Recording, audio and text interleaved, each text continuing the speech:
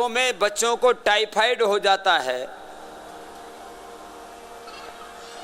तो फिर एक बार जिस बच्चे को टाइफाइड हो गया वो बच्चा कभी जिंदगी भर पनप नहीं पाता है। एलोपैथी में इसकी कोई अचूक दवाई नहीं है।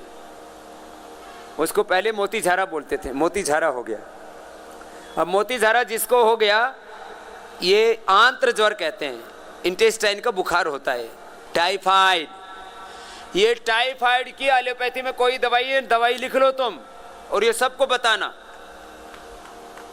खूब कला, मुनक्का और अंजीर। मुनक्का तो सबको पता है, छोटे बच्चे को 3, बड़े को 5-7।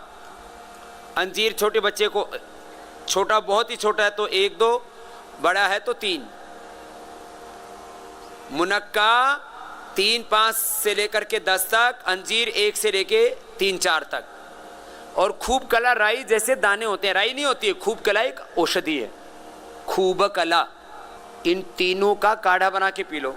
इनको पहले चटनी बना लो, पीस लो और फिर इसका काढ़ा बना के पी लो। 3 दिन में टाइफाइड ठीक हो जाता है। नहीं तो जिंदगी भर परेशान करता है, बच्चों को भी बूढ़ों को भी। एक बार हो जाए तो पूरी ताकत ही खत्म हो जाती है, उसको खाए पिए हजम भी नहीं होता, शरीर में नहीं लगता, कभी उभर नहीं पाता टाइफाइड वाला। और ये इसकी अचूक दवाई है। काफी लोगों ने तो मुझसे कहा बाबा जी इसका पेस्ट आप ही बना के दे दो। हम कहाँ से मुनक्का लाएं, कहाँ से अंजीर लाएं, कहाँ से खूब कला लाएं। खूब कला तो अद्भुत चीज है, अद्भुत।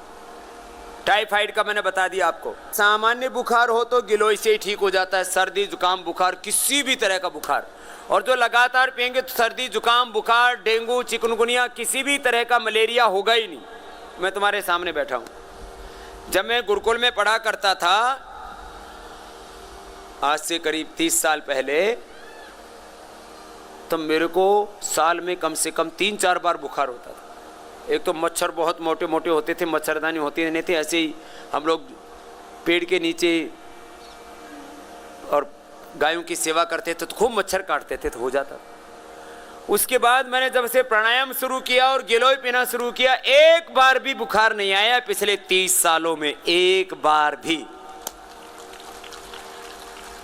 तुम्हारे सामने बैठा हूं, कितने साल में?